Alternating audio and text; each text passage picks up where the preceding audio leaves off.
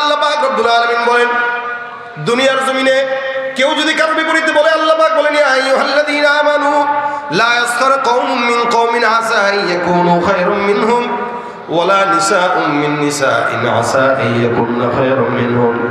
আল্লাহ পাক ঈমানদারদেরকে আওয়াজ দেয়া বলেন, আদেশ দেয়া বলেন, হে ঈমানদাররা, কোনো মুমিন কোনো পুরুষকে, কোনো মুমিন পুরুষ কোনো মুমিন পুরুষকে ছোট করবা না, কোনো মুমিন নারী কোনো মুমিন নারীকে ছোট করবা না। এমনও তো হতে পারে তুমি যাকে ছোট মনে করলা, আল্লাহর কাছে সেই বান্দাটাই দামি, তুমি কম দামি। আমরা মানুষের সাথে বংশের জন্য বংশের প্রতিযোগিতায় লাগি, বংশ নিয়ে। এই আমার বংশ কি জানো? অমুক। তোমার বংশ তো এইটা, আমি কে জানো? তুমি তো এইটা। এই যে একটা প্রতিযোগিতা, অহংকার। এই জন্য আল্লাহ বলতেছেন, খবরদার কেউ কাউকে ছোট চোখে দেখবা না। কেন? হতে পারে আল্লাহর কাছে সে দামি, তুমি কম দামি। আল্লাহর কাছে তার দাম বেশি, তোমার দাম নাই। বেলালের চামড়া কালো হইলেও আবু জাহেলের চেয়ে দাম বেশি না কম? কতটুকু বেশি? রাসূল কারীম বলেন, আমি মেরাজে জান্নাতে দেখতে যাই, দেখি জান্নাতের ভিতরে আমার আগে আগে বেলালের পায়ের শব্দ। সুবহানাল্লাহ। এটা হলো বেলালের সম্মান। এজন্য আল্লাহ পাক বলে দিয়েছেন, খবরদার কেউ কাউকে ছোট চোখে দেখবা না, সেটা পুরুষ হোক নারী হোক। মহিলারা তাদের বাপ নিয়ে আর স্বামী নিয়ে গর্ব করে, লা ওয়ালা নিসাউম মিন নিসা। আল্লাহ পাক পরে বলেন, ওয়ালা তালমিজু আনফুসাকুম ওয়ালা তানাবাজু বিল আলকাব। আমরা লকব দিয়ে ডাকি না অনেক সময় মোটা মানুষে, কি রে ভটকা এদিকে, ফুটবল হয়ে গেছে খাইতে খাইতে, এরে চিকনো এদিকে, কাকলা সেদিকে ডাক দেয় ভিন্ন ভিন্ন নামে। আল্লাহ বলেছেন, ওয়ালা তানাবাজু বিল আলকাব, লকব দিয়ে যেন কেউ কাউকে না ডাকো। খবরদার তুমি যেই কথা বলো জবান দিয়ে, সব কথা কিন্তু আল্লাহ পাকের আমলনামায়, বান্দার আমলনামায় আল্লাহ পাক লিখে রাখতেছে। ইয ইয়াতালাক্কাল মুতালাক্কিয়ানি আনিল ইয়ামিন ওয়া আনিশ শিমালি কাঈদ মা ইয়ালফিযু মিন কাওলিন ইল্লা লাদাইহি রাকীবুন আতীদ। বান্দা ডানে বসা বামে বসা যা যা করে, ডানের ফেরেশতা বামের ফেরেশতা লেখে। আল্লাহ পাক রব্বুল আলামিন বলেন, প্রত্যেকটা বান্দাকে হেফাজতের জন্য, সংরক্ষণের জন্য ফেরেশতা আছে। ওয়া ইন্না আলাইকুম লাহাফিজিন কিরামান কাতিবিনা ইয়ালামুনা মা তাফআলুন। খবরদার প্রত্যেকটা বান্দাকে, আমাকে আপনাকে সবাইকে সংরক্ষণের জন্য ফেরেশতা আছে। এজন্য জবান হেফাজত করবেন। যার জবান হেফাজত তার সব হেফাজত। যার জবানের কোনো ব্যালেন্স নেই তার কোনো কিছুর ব্যালেন্স নেই। পাগল উল্টাপাল্টা কথা বলে, আর ভদ্র মানুষ, শিক্ষিত মানুষ চুপ থাকে, কথা বলে কম। এটা হলো কথার অনেক বড় একটা ফজিলত। আপনি সম্মানিত হতে চান, আকবরায় কাউকে কথা বলতে যায় বুদ্ধি দিতে যাবেন না, চুপ থাকবেন। এটা আল্লাহর তরফ থেকে আদেশ। রাসূল বলেছেন, তুমি তোমার জবানের হেফাজত করো। জবানের হেফাজত যার আছে তার সব হেফাজত আছে। যার জবানের হেফাজত নেই তার কিছুর হেফাজত নেই। রাসূল কারীম সাল্লাল্লাহু আলাইহি ওয়াসাল্লাম বলেছেন, তুমি তোমার জবানের হেফাজতের দায়িত্ব আমাকে দাও, আর লজ্জাস্থানের হেফাজতের গ্যারান্টি আমাকে দাও, আমি তোমার জান্নাতের গ্যারান্টি দিয়ে দিলাম। সুবহানাল্লাহ। জবান আর লজ্জাস্থান, এটার গ্যারান্টি দেন, নবী আপনাকে জান্নাতের গ্যারান্টি দিয়ে দিস। লাভ কি হয় গীবত করে, শিকায়ত করে? আমি থাকি ঢাকায়, আপনি আমাকে নিয়ে যদি এখানে গীবত করেন, ফায়দা কি জানেন? ফায়দা আমার। আপনার সমস্ত নেকি আমি নিব, আমার গুনাহ আপনি নেবেন। কি দরকার নিজের খায় নিজের পরে আরেকজনের জান্নাতে পাঠানোর দরকার থাকে? এই জন্য গীবত যদি করা লাগে, মা বাবার গীবত করবেন। আপনারা যদি আপনার মায়ের বিরুদ্ধে কেউ কিছু বলে, আপনি সহ্য করবেন? বাবার বিরুদ্ধে বললে সহ্য করবেন? এটা সহ্য করবেন না, কিন্তু ঠিকই আরেকজনের বিরুদ্ধে বলতেছেন। এই জন্য আমি বলি, আপনার যদি গীবত করতেই হয়, মায়ের বিরুদ্ধে গীবত করেন, বাবার বিরুদ্ধে গীবত করেন। ফায়দা কি হবে জানেন? আপনি আপনার মায়ের বিরুদ্ধে বললে অন্তত আপনার নেকিটা মায়ের কাছে যাবে, নেকিটা বাবার কাছে যাবে। ঘরের নেকি ঘরে থাক, মা বাবা জান্নাতে যাক। কথা বোঝা নাই? কারণ আপনার নেকি আপনার মায়ের কাছে যাবে, আপনার নেকি আপনার বাবার কাছে যাবে, যেহেতু কষ্ট করে আপনাকে জন্ম দিছে।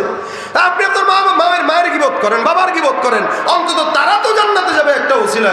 আপনি এমন মানুষের গীবত করতেছেন যে আপনারা কোনোদিন চিনেও না, জানেও না, অযথা তার সব গুনাহ নিয়ে আপনি জাহান্নামে চলে গেছেন। রাসূল হাদিসে বলছেন, একটা লোক সোজা জান্নাতে ঢুকতেছে, পিছন দিয়ে আরেকজন এসে কলার ধরবে, বেটা কই যাস? জান্নাতে যাই। দেখছো টিকেট আছে হাতের মধ্যে, থাপড়াও ধরে জান্নাতে যাস। আমার সাথে মুআমালা আছে, খেয়াল নাই? কিসের মুআমালা? দুনিয়াতে আমারে নিয়ে মানুষের কাছে গীবত করে বেড়াইতে, হ্যাঁ মনে আছে, কিচ্ছু ভুলি নাই, মাফ করি নাই। আজকে 20 নেকির কারণে জান্নাতে যেতে পারতেছি না, তাড়াতাড়ি নেকি দে। বেটা তোর কাছে কেন দেবো? আল্লাহ তো মাফ করে দিছে। তাহলে বল আল্লাহ রে। এ বান্দা আল্লাহর বলবো, আল্লাহ এই বেচারা পিছনে আসছে, ডিস্টার্ব করতেছে, জান্নাতে ঢুকবো। দেখেন আল্লাহ আল্লাহ কয় আমি তো তোরে মাফ করে দিছি, যে ডিস্টার্ব করতেছে কেন ডিস্টার্ব করে তার সঙ্গে বস। ওইটা কি করে? হ্যাঁ, রাসূল সাল্লাল্লাহু আলাইহি ওয়াসাল্লাম বলেন এই দুইজন এখন একসাথে মুজাকারা করবো। ভাই কি সমস্যা? গীবত করছিলাম, মানুষ আমার কত কিছু বলছে, শিকায়াত করছিলাম, মানুষ আমার কত ছোট চোখে দেখছে। ওই দিনের কষ্ট আজকের আরাম। 20 নেকির কারণে জান্নাত পাইতেছি না, 20টা নেকি দিয়া দে, সোজা জান্নাতে চলে যায়, পরে তুই যা করবি কর। 20 নেকি দিলে আমার কি থাকে? কি থাকে না থাকে এটা তুই বুঝবি, আমার কি, এটা দে, না তো মাফ নাই। মামলা এখানেই ঝুলে থাকবে। বেচারা তার নেকির থেকে 20 নেকি দিবে, এই ব্যক্তিটা সোজা জান্নাতে ঢুকে যাবে। এ বেচারা কবে আল্লাহ আল্লাহকে আমি তো জানি না, আমি তো তোরে দিছি না, আমি তুই কি করবি কর। এই বেচারা সোজা জাহান্নামে, আর ওই যার গীবত করছে সে সোজা জান্নাতে। সুবহানাল্লাহ। আপনি দেখেন আপনি আপনার জবান দিয়ে কয়জনের গীবত করছেন। এই জন্য কোন গীবতের মজলিস যদি বসে, আল্লাহর ওয়াস্তে গীবতের মজলিসে বসবেন না। বর্তমান সময়ের কি অবস্থা জানেন? গীবতের মজলিসে 10 জন বসছেন, একজন যদি বলে ভাই গীবত টিবত করে না, আইসে ভিজা দরবেশ। কত দরবেশ গিরি করে, হয়েছে যা পছন্দ না উঠ বেটা, গীবত করি নাকি তার সামনেও তো বলতে পারবো, তার সামনে বলার কি ফায়দা? আল্লাহ পাক বলেছেন কেউ যদি অন্যায় করে কি করবেন? ইন্নামাল মুমিনুনা ইখওয়াতুন ফাআসলিহু বাইনা আখাওয়াইকুম ওয়াত্তাকুল্লাহ। কোন ইমানদার ভাই যদি অন্যায় করে, ভুল করে, উচিত কি? আল্লাহ পাক কোরআনে বলেছেন তুমি তাকে ভাই হিসেবে সংশোধনের নিয়তে তুমি তাকে ইসলাহ করবা। তুমি তাকে সংশোধনের নিয়তে একা একা বলবা, এ ভাই তোমার এটা খারাপ, তোমার এটা খারাপ, এটা বাজেটা বন্ধ করো, একা একা বলবা। 10 জনের সামনে বইলে তার সম্মান নষ্ট করলাম, মানে আল্লাহ পাত্রে কষ্ট দিলাম। এই জন্য কোনো মুমিন ভাই যদি আপনার আপন ভাই যদি ভুল করে, আপনি কি মানুষকে জানাবেন? জানাবেন না। এই জন্য আপনার কোনো মুমিন ভাই যদি ভুল করে আপনি জানায়েন না, তাকে ডাক দেন, গোপনে গোপনে বলেন যে ভাই তোমার এই জিনিসটা আমার খারাপ লাগে, এটার ব্যাপারে কিন্তু মানুষ কিন্তু অনেক কথা বলে তোমার জন্য, তোমার এই বিষয়টা খারাপ, দুনিয়ার মানুষ তোমাকে অনেক ছোট চোখে দেখে, তুমি এই জিনিসটা পাল্টাও যেন মানুষ তোমাকে সম্মান করে। বা সুন্দর করে তারা বুঝায় দেন, সে শুধরায় যাবে। এটাই। হ্যাঁ, যদি গীবত করতে হয় 2 ভাবে গীবত করা যায়।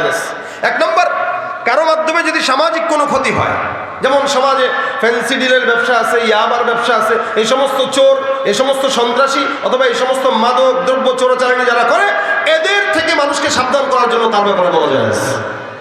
এতে রাষ্ট্রের ক্ষতি, সামাজিক অবক্ষয়।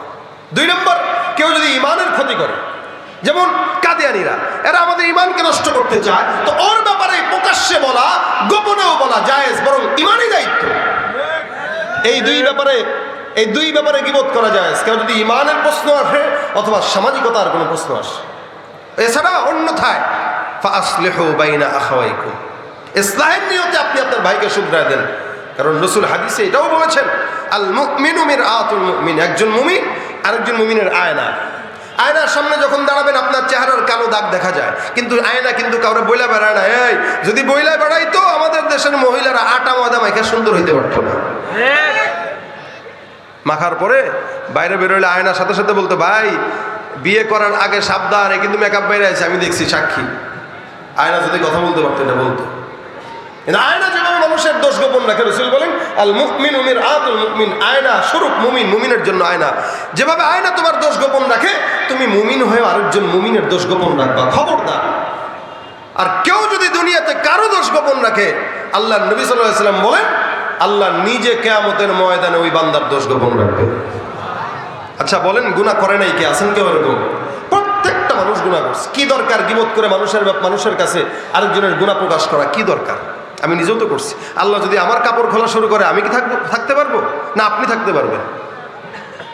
এই জন্য কেউ যদি গীবত করে, রাসূল হাদিসে বলেছেন আল্লাহ পাক ওই বান্দাকে যে গীবত করলো, আল্লাহ পাক তাকে একদিন না একদিন ঘরের মধ্যে বসাও হলেও তাকে লাঞ্ছিত করে। এই জন্য ভাইয়ের আমার, আজকে থেকে নিয়ত করেন ইনশাআল্লাহ আর কারো ব্যাপারে কোনো না জেনে মন্তব্য করা যাবে। গীবত করব, কারো গীবত করবো না। মনে করবো এটা আমার আপন ভাই, তাকে ইসলাহের জন্য কিছু বলতে পারি, তাকে সমাধান করার জন্য বলতে পারি, তাকে শুধরে দেওয়ার জন্য বলতে পারি, কিন্তু কখনোই কাউকে কষ্ট দেওয়ার জন্য কোনো কিছু বলা যাবে? কথা বলে না, ঘুমাইতেছেন আপনারা? বলা যাবে? গীবত করব? আজকের মাহফিলে এই যে শুরু থেকে এই পর্যন্ত বয়ান শুনলেন, কেউ যদি এটা নিয়ত করেন যে আমি আজকের মাহফিলের সব কথা আমল করবো ইনশাআল্লাহ, তাহলে আজকের মাহফিল কামিয়াব, এটার জন্যই যথেষ্ট। আর যদি না হয় তাহলে মাহফিল কালকে করেও লাভ নাই।